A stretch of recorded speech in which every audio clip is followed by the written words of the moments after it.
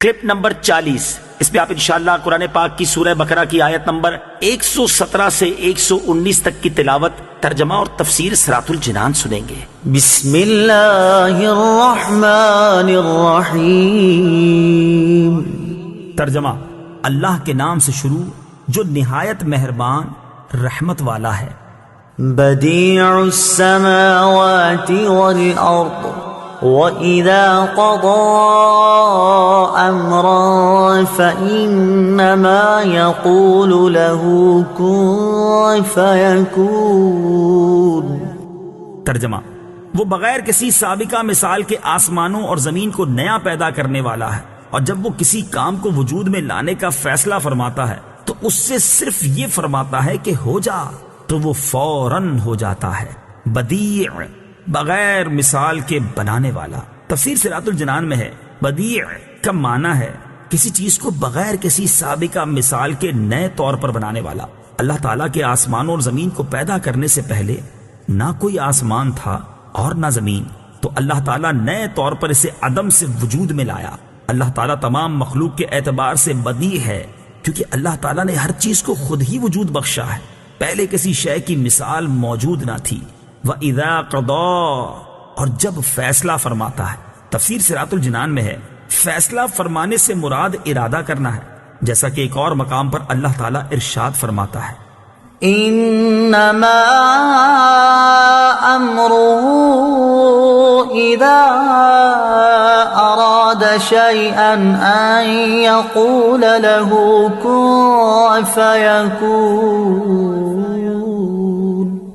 ترجمہ: اس کا کام تو یہی ہے کہ جب کسی چیز کا ارادہ فرماتا ہے تو اس سے فرماتا ہے ہو جا، تو وہ فوراً ہو جاتی ہے۔ اور اس آیت سے اصل مراد یہ ہے کہ ایسا ہونا ممکن نہیں کہ اللہ تعالیٰ کسی شے کا ارادہ فرمائے اور وہ نہ ہو، بلکہ اللہ تعالیٰ کا ارادہ قطعی طور پر نافذ ہوتا ہے، اور کسی شے کو وجود میں لانے کے لیے اللہ تعالیٰ کو انسانوں کی طرح محنت و مشقت کی کوئی ضرورت نہیں، بلکہ اللہ تعالیٰ کا اس چیز کے وجود کا ارادہ فرما لینا ہی کافی ہے۔ یاد رہے کہ اللہ تعالیٰ کسی بھی کام میں کسی کا محتاج نہیں، اور اللہ تعالیٰ کا مختلف کاموں کے لیے فرشتوں کو مقرر کرنا حکمت ہے، حاجت نہیں۔ وقال الذين لا يعلمون لولا يكلمنا الله أو تأتينا آية كذلك قال الذين من قبلهم مثل قولهم تشابهت قلوبهم قد بينا الآيات لقوم يوقنون۔ ترجمہ: اور جاہلوں نے کہا اللہ ہم سے کیوں نہیں کلام کرتا، یا ہمارے پاس کوئی نشانی کیوں نہیں آ جاتی؟ ان سے پہلے لوگوں نے بھی ایسی ہی بات کہی تھی، تو ان کے دل آپس میں ایک جیسے ہو گئے۔ بے شک ہم نے یقین کرنے والوں کے لیے نشانیاں کھول کر بیان کر دیں۔ الذین لا یعلمون، جو نہیں جانتے۔ تفسیر صراط الجنان میں ہے اس آیت کی ایک تفسیر یہ ہے کہ یہودیوں نے حضور پرنور صلی اللہ تعالی علیہ وآلہ وسلم سے کہا کہ اگر آپ اپنے قول کے مطابق اللہ تعالیٰ کے رسول ہیں تو اللہ تعالیٰ سے فرمائیے کہ وہ ہم سے کلام کرے تاکہ ہم خود اس کا فرمان سن لیں۔ اس پر اللہ تعالیٰ نے ارشاد فرمایا کہ ان سے پہلے یہودیوں نے بھی حضرت موسیٰ علیہ السلام سے ایسی ہی بات کہی تھی۔ دوسری تفسیر یہ ہے کہ مشرکین مکہ نے حضور اقدس صلی اللہ تعالیٰ علیہ وسلم سے کہا کہ اللہ تعالیٰ جس طرح فرشتوں اور انبیاء کرام سے کلام فرماتا ہے، اس طرح خود ان سے آپ صلی اللہ تعالیٰ علیہ وسلم کی نبوت کے متعلق کیوں کلام نہیں فرماتا، تاکہ ہمیں یقین ہو جائے کہ آپ نبی ہیں اور ہم آپ پر ایمان لے آئیں، یا ہمارے پاس کوئی ایسی نشانی کیوں نہیں آ جاتی جس سے ہمیں آپ کی صداقت معلوم ہو جائے۔ اللہ تعالیٰ فرماتا ہے کہ ان مشرکوں سے پہلے کفار نے بھی اپنے رسولوں سے ایسی ہی بات کہی تھی۔ یہ ان کا کمال تکبر اور نہایت سرکشی تھی کہ انہوں نے اپنے آپ کو انبیاء کرام علیہم السلام اور ملائکہ کے برابر سمجھا۔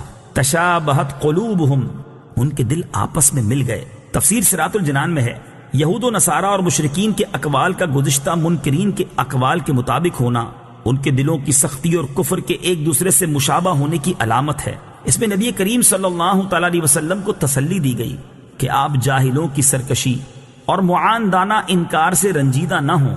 پچھلے کفار بھی اپنے انبیاء علیہ السلام کے ساتھ ایسا ہی کرتے تھے، جیسے یہودیوں نے حضرت موسیٰ علیہ السلام سے کہا تھا کہ ہم آپ کی بات نہ مانیں گے جب تک اللہ تعالیٰ کو اعلانیہ نہ دیکھ لیں۔ یاد رہے کہ کفار سے معاشرت، لباس اور وضع قطع میں بھی مشابہت کرنا منع ہے کہ ظاہر باطن کی علامت ہوتا ہے اور ظاہر کا باطن پر اثر ہوتا ہے، لہٰذا کفار کے طور طریقے سے بالکل دوری اختیار کی جائے تاکہ ان کا ظاہر مسلمان کے باطن کو متاثر نہ کرے۔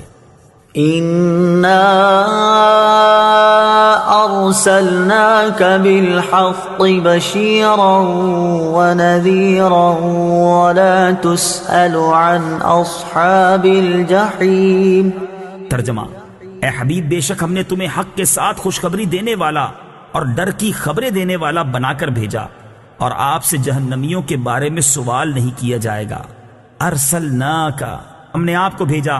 حضور پر نور صلی اللہ تعالیٰ علیہ وسلم جنت کی خوشخبری دینے والے اور دوزخ سے ڈرانے کی خبریں دینے والے ہیں۔ آپ صلی اللہ تعالیٰ علیہ وسلم کی تبلیغ کے باوجود اگر کوئی جہنم کی راہ جاتا ہے تو اس کے متعلق آپ صلی اللہ تعالیٰ علیہ وآلہ وسلم سے سوال نہ ہوگا کہ وہ کیوں ایمان نہ لایا، اس لیے کہ آپ صلی اللہ تعالیٰ علیہ وآلہ وسلم نے اپنا فرض تبلیغ پورے طور پر ادا فرما دیا۔